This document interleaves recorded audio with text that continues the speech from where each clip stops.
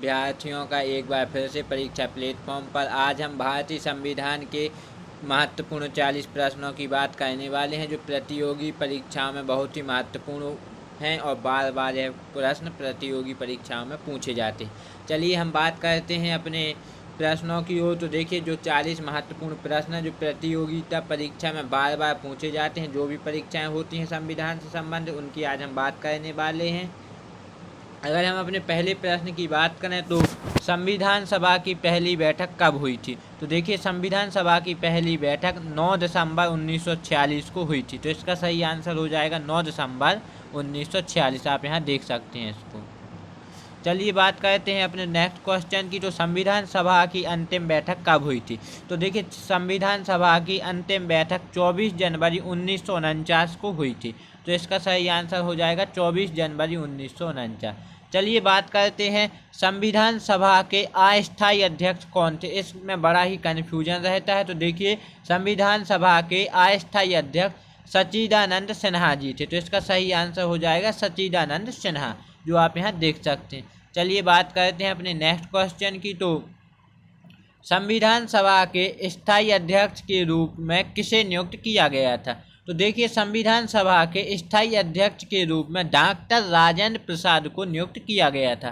तो इसका जो सही आंसर है वह डॉक्टर राजेंद्र प्रसाद हो जाएगा। यह प्रश्न भी काफ़ी बार कई परीक्षाओं में पूछा जा चुका है। चलिए बात करते हैं अपने 5वें प्रश्न की। तो भारतीय संविधान के निर्माण में कितना समय लगा था? तो देखिए, भारतीय संविधान के निर्माण में 2 वर्ष 11 महीना 18 दिन लगे थे। तो इसका सही आंसर हो जाएगा 2 वर्ष 11 महीना 18 दिन। यह भी काफ़ी परीक्षाओं में पूछे जाने वाला बहुत ही महत्वपूर्ण प्रश्न है। चलिए बात करते हैं 6वें क्वेश्चन की। तो भारत में पहली बार संविधान दिवस कब मनाया गया था? तो देखिए, भारत में पहली बार संविधान दिवस 26 नवंबर 2015 को मनाया गया था। तो इसका सही आंसर हो जाएगा 26 नवंबर 2015। चलिए बात करते हैं अपने 7वें क्वेश्चन की। तो संविधान दिवस कब मनाया जाता है? तो देखिए, संविधान दिवस 26 नवंबर को मनाया जाता है। तो इसका सही आंसर हो जाएगा 26 नवंबर। आप यहाँ देख सकते हैं। चलिए, एक क्वेश्चन आपके लिए भी है जो आप कमेंट बॉक्स में जरूर इसका आंसर दीजिए कि भारतीय संविधान को लागू करते समय इसमें कितने अनुच्छेद, भाग और अनुसूचियां थी? इसका आप आंसर कमेंट बॉक्स में देना बिल्कुल भी ना भूलिए। बहुत बार यह प्रश्न पूछा गया, इसलिए आपसे यह प्रश्न कमेंट बॉक्स में पूछा है। चलिए बात करते हैं अपने नेक्स्ट क्वेश्चन की। तो वर्तमान में भारतीय संविधान में कितनी अनुसूचियां हैं? तो देखिए, वर्तमान में भारतीय संविधान में 12 अनुसूचियां मौजूद हैं, जो आप यहाँ देख सकते हैं। इसका सही आंसर 12 हो जाएगा। चलिए बात करते हैं 10वें क्वेश्चन की। तो भारतीय संविधान के किस भाग को संविधान की आत्मा कहा जाता है?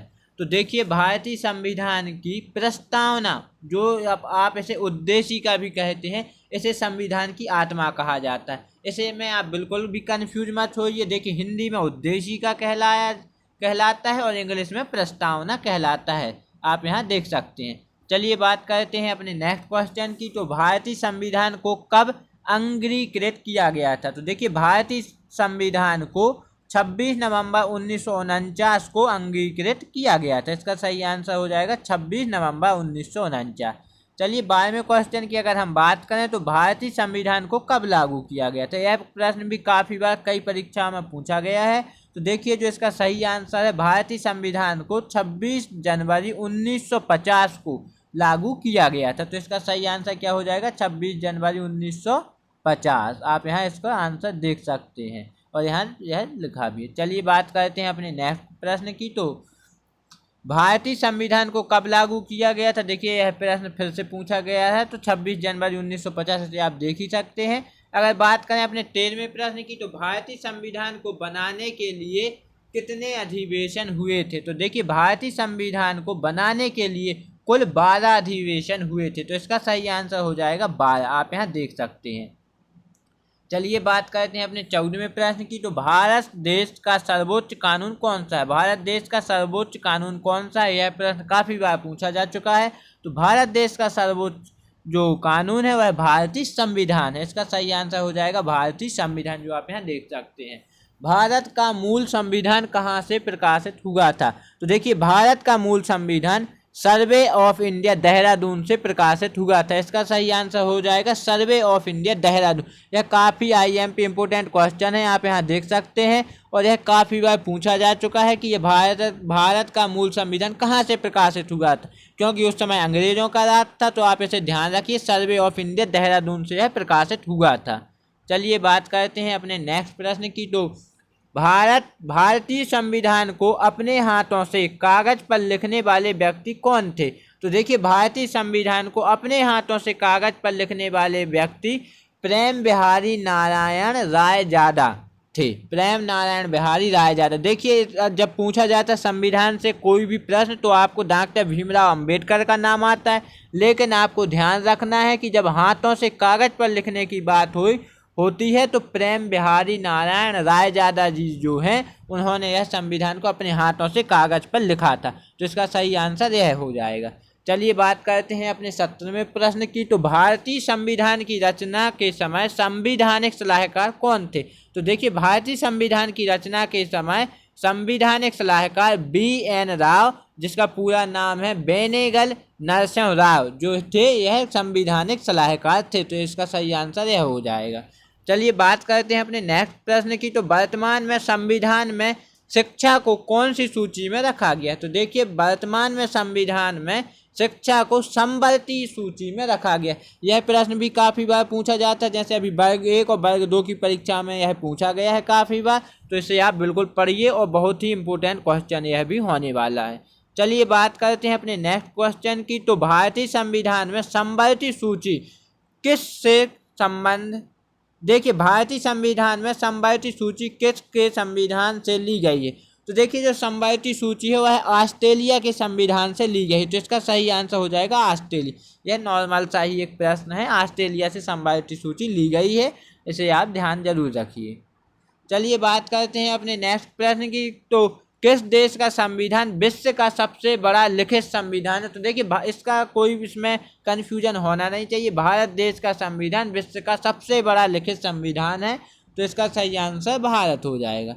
चलिए बात करते हैं, भारत में एकल नागरिकता की अवधारणा कहाँ से ली गई? तो इसका सही आंसर हो जाएगा इंग्लैंड। भारत में एकल नागरिकता की अवधारणा इंग्लैंड से ली गई है। चलिए बात करते हैं अपने नेक्स्ट प्रश्न की। तो भारतीय संविधान में मौलिक अधिकार की अवधारणा किस देश के संविधान से ली गई है? तो देखिए, भारतीय संविधान में मौलिक अधिकार की अवधारणा अमेरिका के संविधान से ली गई है। तो इसको आप ध्यान रखिए, अमेरिका के संविधान से क्या ली गई है? मौलिक अधिकार की अवधारणा। यह भी काफ़ी बार पूछा जा चुका है, आप यहाँ देख सकते हैं। चलिए बात करते हैं अपने नेक्स्ट प्रश्न की। तो भारतीय संविधान में पंचवर्षीय योजना की अवधारणा किस देश के संविधान से प्रेरित है? तो यह सोवियत संघ से प्रेरित है। इसका सही आंसर हो जाएगा सोवियत संघ।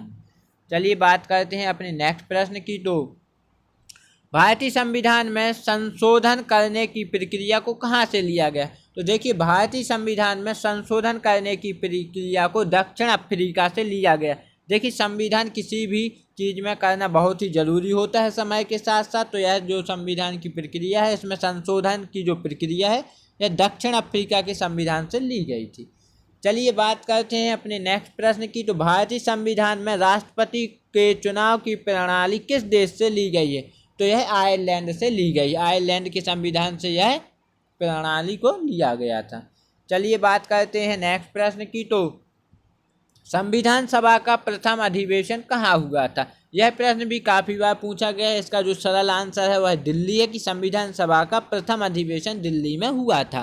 तो इसे भी आप जरूर एक बार पढ़िए और याद भी रखिए। यह प्रश्न काफ़ी बार परीक्षाओं में पूछे जाते हैं, जिसमें आप यह भूल जाते हैं। तो इस वीडियो को आप जरूर देखिए।